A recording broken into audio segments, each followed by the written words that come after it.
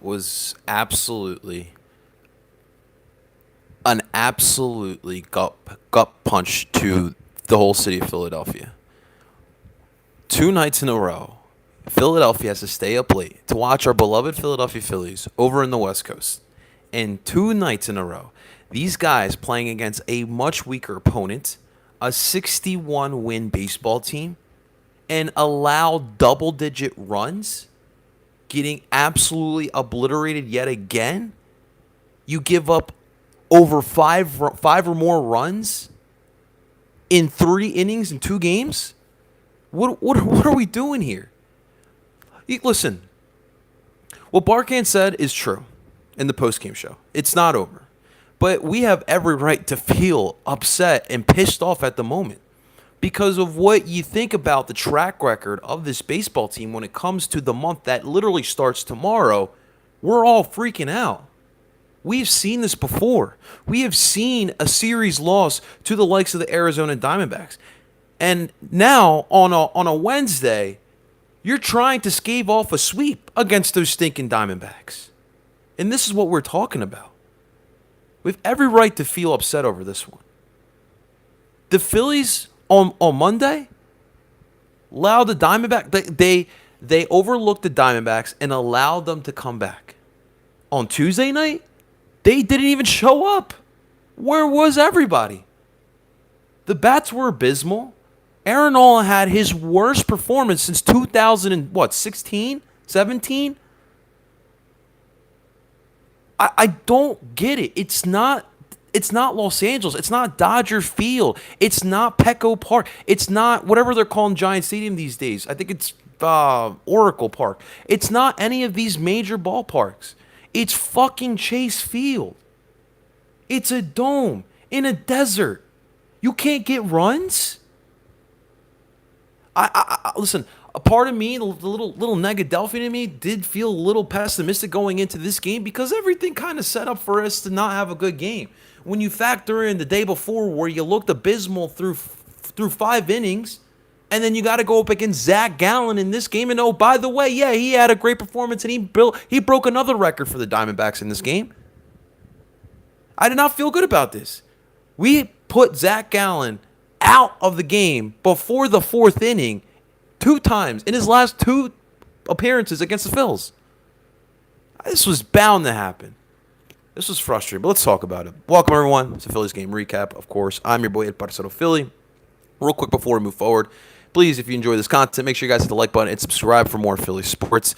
As you guys can clearly tell, we do talk Philly sports, and we don't shy away from how we feel on this beautiful Wednesday morning. It was nice sun out. It wasn't too muggy out, and of course, you got to wake up to your phone. I mean, who else woke up this morning, bright early, go to your cell phone, and you look right at it, and you see ESPN, Bleacher Report, Diamondbacks 12, Phillies 3, and you're just like, well, happy Wednesday to me. I'll just go F myself now.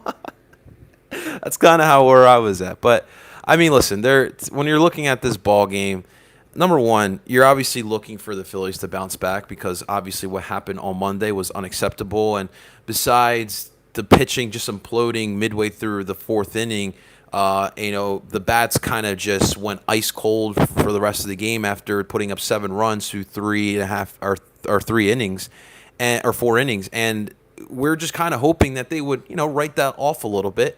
Couple things. Number one, like I just mentioned, Zach Gallen's on the mound, and you guys know I know how I feel. Like it was kind of tough to put Zach Gallen in his place again, but I did feel a little optimistic because it was Michael Bridges' appreciation night down in Chase Field.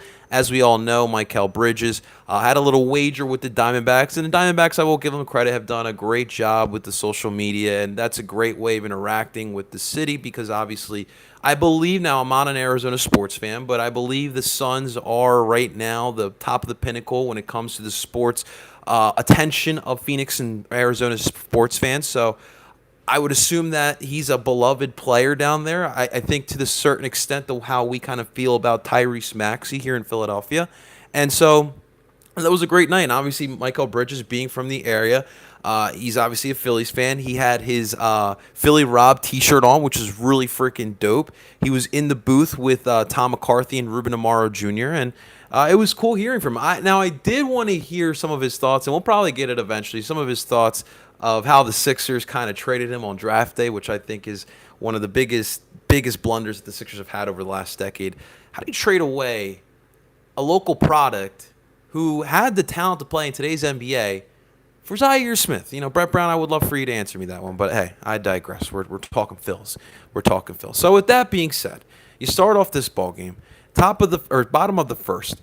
Aaron Nola looks solid. Went four batters. I'm sorry, and he got out the inning, so it was pretty smooth, not bad. He had a strikeout in that inning as well. Garrett Stubbs looking like JT Realmuto getting a runner out at second base. But then we move to the bottom of the second, and this is where things already early on would start to spiral away. You had Christian Walker start off with the double, and then you had Corbin Carroll, who we obviously saw in his debut on Monday. He comes out with a one-out single that would bring in Christian Walker. Great running by Christian Walker. I'm sorry, by Christian Walker. Alec Thomas gets another double. That would bring in Corbin Carroll, that dude is fast. That youngster got some wheels. Carson Kelly gets a single. You got Geraldo Perdomo gets a sac fly. That would bring in Alec Thomas. And then with 2 outs, you get Jake McCarthy with a triple that would clear the damn bases. And now you leave the inning down 5-0. Aaron Nola got straight up worked in that inning. And the Diamondbacks were just punishing everything and Aaron Nola threw a lot of off-speed pitches, which we'll talk about again. Ay Dios mío, these freaking all-speed pitches. But the Diamondbacks put a lot of damage on Aaron Nola in that inning. In the bottom of the fourth inning, the Diamondbacks would add on 3 more runs thanks to a Jake McCarthy 3-run home run shot for his 5th home run of the season. This one was buried in right field, and it's an 8-0 ball game. They would tack on 1 more in the bottom of the 5th inning off of a Geraldo Perdomo sac fly that would bring in Alec Thomas. You did, for some reconcile purposes, did get a 3-run home run shot for Brandon Marsh, his first as a Philadelphia Philly, so not the terrible time to celebrate his first home run in the red pinstripes. And that would make it a 9-3 ball game. Unfortunately, however, thanks to the fact that we had ourselves the bullpen being depleted thanks to 2 straight games where your starting pitching couldn't get it done. You actually got Mark Melican get in the ball game. I'm sorry, you had Nick Maton. I'm sorry, reading the wrong thing. Nick Maton will come in at the end there, and he replaced David Robertson. And yeah, you had another positional player pitching for the final inning, because you need to conserve your bullpen for tomorrow, or today, I should say now. And who knows how many arms we're actually going to have for this game here today. But yeah, that was it. 12-3 ball game. The Phillies, every aspect of this game for the Phillies was just atrocious. At least on Monday, you could say that, hey, they played 3.5 solid innings, and they just kind of imploded after that, and they overlooked the Diamondbacks. But then here today, what is the excuse? You already got beat by them yesterday pretty handily. They destroyed you in literally the midst of 2 innings. So what were you doing that night on Monday night heading into Tuesday that you still you showed up even flatter here today? At this point, what is going on with the Phillies playing in Arizona? It's a mental block. These guys just mentally are just – it's just kind of like the Marlins. I don't know how to explain it, but – they just don't have the energy to play against the likes of the Diamondbacks, and that is wild to me to say. The Diamondbacks are out here, playing with confidence, playing with moxie. They understand no one is buying into. They understand no one is counting them in to beat the Phillies, and yet they're coming out here. They're freaking punishing Ranger Suarez. They're punishing Aaron Nola. They're freaking striking out guys like Bryce Harper and Kyle Schwarber. How are you, a 72-58 ball team, in second place of the wild card positioning, getting outworked and outplayed by the Arizona Diamondbacks in Arizona? And let's face it, there's a lot of Phillies fans in the stands too. Could they be louder? Yeah, I mean, but that's besides the point. You're a professional. You got to go out there and play, and you're in a playoff positioning. And by the way, the San Diego Padres are playing the next team that you're playing, the San Francisco Giants, who are also fighting for a wild card spot. But it's probably all done for them. And what did they do? They beat the Giants. They get the job done. Thank you to the Pirates for taking care of the Brewers, and the Brewers could possibly be missing the playoffs this year, which would be really crazy to think about. But back to us. I do feel like they'll turn this around. But it's just so weird how they do have these mental blocks to teams like the Diamondbacks and teams like the Marlins. Now, how long will it take for the Phillies to shake this little mental block I have against the Diamondbacks? They don't play them often. It's a 3-game set or 4-game set once a year. I don't know how they shake this off. It's freaking ridiculous. It literally makes absolute no sense. Aaron Nola also, I mean, pitching in general was a problem in this game. Aaron Nola went 4 innings. He only went 4 innings. That was his worst start since like 2016. He allowed 10 freaking hits, double-digit hits this man allowed. 8 earned, 5 strikeouts. I mean, I can't really put it all on Aaron Nola. There was some bad defense as well. The corner outfielders really did struggle, and Schwarber and Vierling. Obviously, Castellanos is still out at the moment. We don't have an update for him either. But the Diamondbacks just were punishing Aaron Nola. And those all-speed pitches again, there was a couple of that knuckle curveball that Aaron Nola was just kind of hanging over the plate, and they were just absolutely punishing. And this is just another one where, again, I just don't get it, how this mental block just kind of radiates over everyone. You know, guys like Ranger Suarez, guys like Aaron Nola were coming into this game looking great. I mean, Aaron Nola was coming off of a shutout game, a complete game. He went 9 against the Reds, and he can only go 4 here in this game. He only threw 83 pitches as well, through 4 innings. That's just freaking rough, guys. Coonrod comes in the 5th. You had Brogdon came in the 6th. David Robinson came in the 7th, and of course, like we mentioned, Nick Maton, which Nick Maton got absolutely work. I mean, kudos to Nick Maton, and that's why you got to love Nick Maton and Garrett Stubbs. You know, it's you're getting blown now. Nobody wants to go out there, and they're just like, yeah, we'll go, sure. Obviously, Garrett Stubbs couldn't go out there because he was catching, and you're gonna give JT Realmuto some rest, but. Jeez Louise. I'll say Coonrod had a solid outing. He threw, I was pretty sure it was in the single digits here. No, he actually threw 19 pitches. He did throw 12 strikes, which was pretty impressive. And he had a strikeout. He did allow 1 hit. But, I thought Coonrod looked pretty damn solid in that inning as he kind of gets back and acclimated. And he's going to get more play because, obviously, like we talked about, no Corey Knebel. That opens things up in the bullpen. Frank Dominguez should be back sooner rather than later. Obviously, his activation date is September 2nd, so we'll wait to see what that happens. But besides bad pitching and bad defense overall, you obviously had 2 errors out in the field. The Garrett Stubbs, oh my God, Garrett. God bless Garrett Stubbs. It was the Perdomo bunt late in the. It was at the bottom of the 2nd inning. And he gets the bunt with his bare hand, and then he just freaking rips this one off first, and he just freaking misses Rhys Hoskins. And I think Perdomo was able to get a triple off of that one. Could have been Carroll actually, but regardless, defense definitely did not help. But on top of all that, the one thing we've always talked about with this baseball team, if the defense and the pitching is not getting it done for you, at least you can kind of hold your hat on your offense and those big bats that you had. Now, again, you don't have Castellanos and you don't have Realmuto in this ball game, but you still have Schwarber, you still have Hoskins, you still have Harper, and you can also say Bohm. You still have Bowman there as well.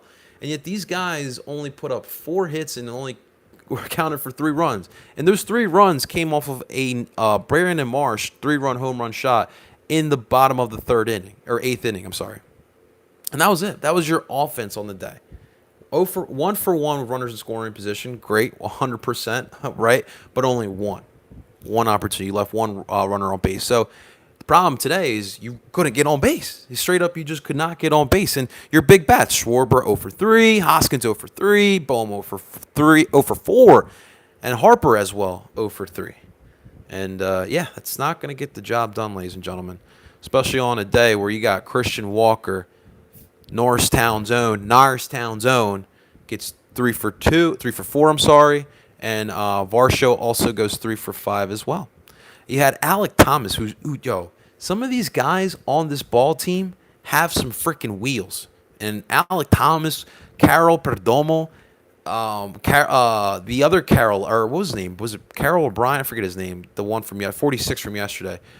Garrett. It was Garrett. He's got some wheels as well. But the Diamondbacks are just doing a great job of punishing the strike zone. That the Phillies are just they have a great approach to the plate. That's really what it is.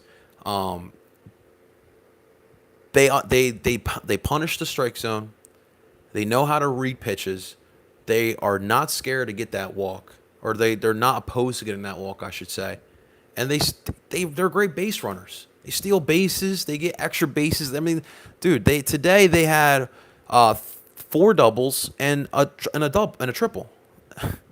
I mean, we got to do better. So obviously we look at today. Phillies back at it for another 9:41. No, we don't get any breaks here. It's going to be another nighttime game. It's going to be another late one.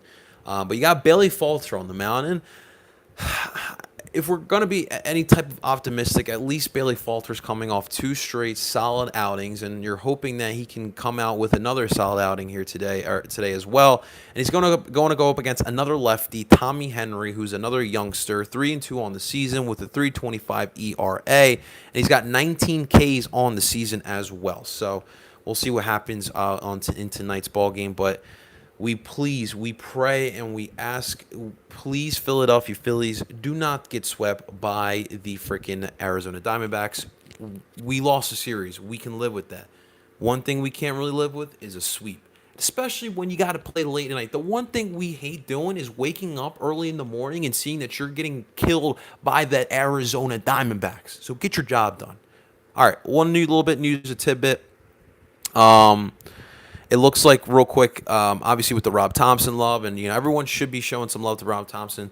Don't really look at this series too much. This is, I think, this is more the guys on the field, and Tom's got to find a way to knock this mental block out. But apparently, that the Major League Baseball would actually grant the Phillies the opportunity to hire Rob Thompson without an interview process, which is actually a big deal. Which I would figure if they're already on your coaching or already on your staff and your managing staff, you wouldn't have to go through an interview process. But obviously, every sport's different. I'm more so thinking of the NFL.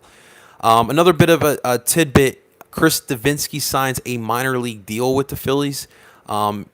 He's kind of got an interesting career. Not a lot of playing time in the majors.